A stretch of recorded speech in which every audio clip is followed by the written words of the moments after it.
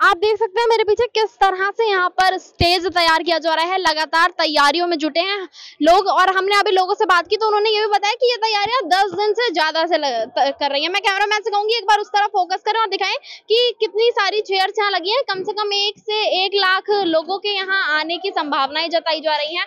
आपको बता दें कि इस महारैली का जो मकसद होने वाला है वो समर्थकों को साथ में जुटाने का प्रयास किया जा रहा है। आप देख सकते हैं लगातार यहाँ जोरों शोरों से तैयारियां चल रही हैं और बहुत ही सारे लोगों के आने की यहाँ संभावनाएं जताई जा रही हैं। खाने पीने की व्यवस्था की गई है लोगों के और रहने के इंतजाम भी किए गए हैं। सुरक्षा के बहुत पुख्ता इंतजाम किए हैं। जब हमने यहाँ लोगों से बात की तो हमें पता चला कि कल यहाँ पर आम आदमी पार्टी और कांग्रेस के साथ ही इंडिया गठबंधन के बहुत सारे नेता जो हैं वहाँ मौजूद मिलने वाले हैं। और आपको बता दें कि इस रैली को लेकर आम आदमी पार्टी के नेताओं ने घर घर जाकर निमंत्रण दिया था। आप देख सकते हैं कि मेरे पास भी अभी एक यहाँ पर्चा है, ये इनविटेशन का ही है जो महारैली का निमंत्रण पत्र कहा जा रहा है। इसमें मैं भी केजरीवाल के नारे के साथ इन्होंने ये महारैली के लिए तैयारियां की हैं। आप अब आगे भी अब देखेंगे और जानेंगे कि क्या क्या व्यवस्थाएं की गई हैं और इस महारैली का क्या फायदा होता है। कल होने वाली महारैली को लेकर आम आदमी पार्टी और कांग्रेस समेत तमाम विपक्षी महागठबंधन के लोग जो हैं यहाँ पर मौजूद हैं। हम उनसे जानेंगे यहाँ की व्यवस्था के बारे में, क्या कुछ यहाँ तैयारियां की गई हैं। आपका नाम? मेरा नाम आदिल है। देखिए, कल यहाँ पर इंडिया अलायंस के सारे लीडर, सारे बड़े लीडर आ रहे हैं और दिल्ली और देश से वो तमाम लोग जो इस देश के लोकतंत्र से, इस देश की डेमोक्रेसी से प्यार करते हैं, वो तानाशाही के खिलाफ अपनी आवाज़ बुलंद करने आ रहे हैं। और मुझे लगता है कि आवाज़ इतनी बुलंद होगी कि इसकी गूंज नरेंद्र मोदी और भारतीय जनता पार्टी के हर एक तानाशाह को सुनाई देगी।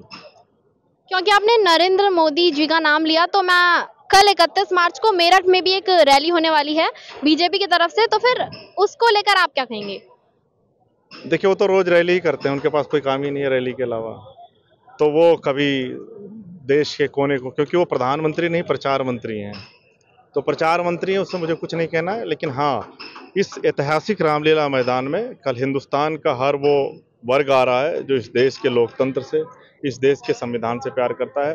देखिए, तानाशाही बिल्कुल अपने चरम पे है। आज विश्व के वो सभी शक्तिशाली देश भारत की इस तानाशाही का विरोध कर रहे हैं। आज इस देश का हर वो व्यक्ति जो संविधान से प्यार करता है वो तानाशाही का विरोध कर रहा है। और मुझे लगता है कि कल की रैली एक ऐतिहासिक रैली होगी। कल दिल्ली के लोग परिवार सहित अपने घरों से निकलेंगे और रामलीला मैदान पहुंचेंगे, क्योंकि वो जानते हैं कि उनके बेटे, उनके भाई जो हमेशा उनके हर एक चीज़ का ख्याल रखते थे, जिन्होंने उनके लिए अच्छी शिक्षा का इंतज़ाम किया, जिन्होंने दिल्ली के लोगों के बीमारों के लिए अच्छे इलाज का इंतज़ाम किया, महिलाओं के लिए बस यात्रा का इंतज़ाम किया, बुजुर्गों के लिए तीर्थ यात्रा का इंतज़ाम किया, उस भाई और बेटे को अनैतिक रूप से, गैर संवैधानिक तरीके से जेल में भारतीय जनता पार्टी ने और नरेंद्र मोदी जी ने रखा है। तो कल दिल्ली का हर एक बच्चा, हर एक महिला, हर एक पुरुष, हर एक जवान बुजुर्ग अपने भाई, अपने बेटे का हिसाब लेने रामलीला मैदान पहुंच रही है। अनुमान लगाया जा रहा है कि रैली में 1 लाख से ज्यादा लोग एकत्रित होने वाले हैं, तो उसे लेकर पार्टी की तरफ से क्या कुछ सुरक्षा व्यवस्थाएं हैं, ये मैं जानूं। देखिए, पूरी तैयारी है। पार्टी का यहाँ पर लगभग 1000 से अधिक वॉलंटियर ग्राउंड पे कल उनको फैसिलिटेट करने के लिए रहेगा जो लोग आएंगे।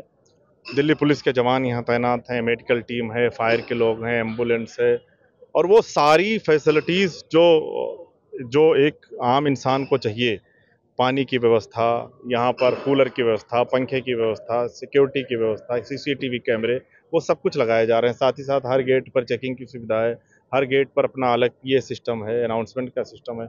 तो सारी सुविधाएं यहाँ सारी तैयारियां की जा रही हैं, जायज़ा लिया जा रहा है। लगातार पुलिस भी निगरानी रखे हुए है और हम लोग भी निगरानी रखे हुए हैं। तो पुलिस भी फैसिलिटेट कर रही है, हम लोग भी फैसिलिटेट कर रहे हैं। मुझे लगता है कल का दिन हिंदुस्तान की तारीख में एक ऐतिहासिक दिन होगा और कल दिल्ली के लोग सड़कों पर उतरेंगे अपने बेटे, अपने भाई की नाजायज़ गिरफ्तारी के खिलाफ। दिल्ली पुलिस की तरफ से एनओसी जारी की गई जिसमें कहा कि 20,000 से लोग एकत्रित ना हो, अगर उससे ज्यादा इकट्ठे होते हैं तो उसे लेकर क्या व्यवस्था है? देखिए, मुझे लगता है कि रामलीला ग्राउंड की जितना कैपेसिटी है उस कैपेसिटी के हिसाब से दिल्ली पुलिस ने अपनी एनओसी दिया है और कल दिल्ली के लोग आएंगे, सड़कों पे उतरेंगे। हम लोग कल देखेंगे कितने लोग आते हैं। तो इस वक्त हमारे साथ मौजूद हैं आम आदमी पार्टी से पंजाब से डिस्ट्रिक्ट मजिस्ट्रेट, जिनसे हम इस महारैली के बारे में बहुत कुछ जानेंगे। सबसे पहले आपका शुभ नाम? मेरा नाम अंगद सोल है जी। मैं डिस्ट्रिक्ट यूथ प्रेसिडेंट हूँ तरन तारण से।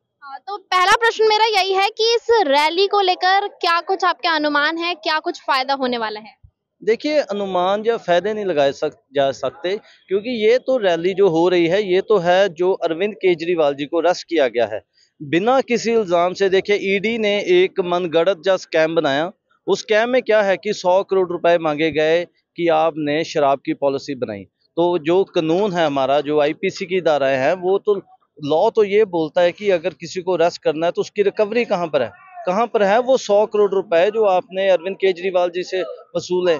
तो ये तो सिर्फ देखिए, बीजेपी सिर्फ तो सिर्फ अगर किसी से आज की तारीख में डरती है तो वो हमारे कन्वीनर अरविंद केजरीवाल जी से।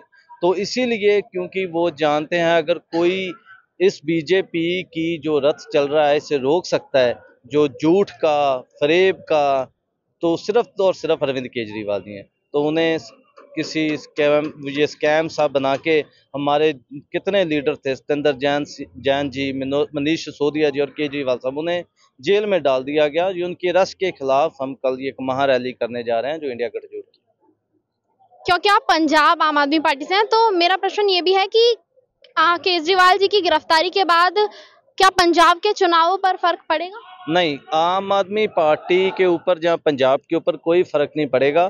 अगर फर्क ये पड़ेगा कि जहाँ हम आगे जीत रहे थे उससे भी ज़्यादा सीट, उससे भी ज़्यादा वोट लेके अब आम आदमी पार्टी पंजाब में 13 से 13, हमारे 13 लोकसभा की सीट है, 13 हमारी होगी, 0 जो है वो बीजेपी की होगी, और 13 सीट लेके हम यहाँ, हमारे 13 नुमाइंदे जो हैं वो लोकसभा में आएंगे। क्योंकि आपने लोकसभा सीट की बात की, तो फिर चंडीगढ़ से लोकसभा सदस्य सुशील कुमार रिंकू ने अभी जल्दी में भाजपा ज्वाइन कर ली है, तो इसको लेकर आप?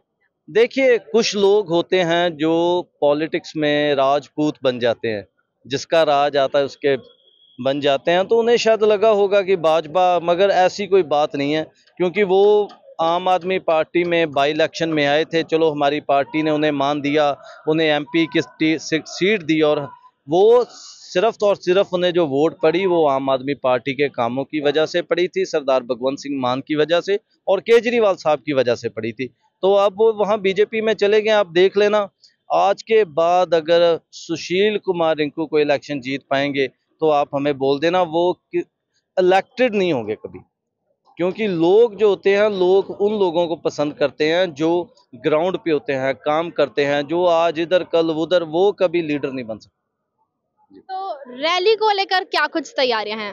रैली को लेकर बड़ी तैयारियां हैं जी। देखिए, सारा कुछ, सारी तैयारियां मुकम्मल कर ली गई हैं, और मुझे लगता है कि ये आज तक की दिल्ली में सबसे बड़ी रैली होगी। और ये जो रैली का यहाँ पर जो इकट्ठ होगा, वो जैसे आपको याद है किसी टाइम शहीद आज़म भगत सिंह जी ने पार्लियामेंट में एक बम फेंके थे, जो सिर्फ और सिर्फ उस समय की अंग्रेज बहरी सरकार के कानों को एक आवाज़ पहुंचाने का काम किया था। ये रैली भी ये सरकार को काम पहुंचाने का काम करेगी, क्योंकि अरविंद केजरीवाल जी को अरेस्ट नहीं किया इन्होंने, ये भारत के नौजवानों की सोच को अरेस्ट करना चाहते हैं।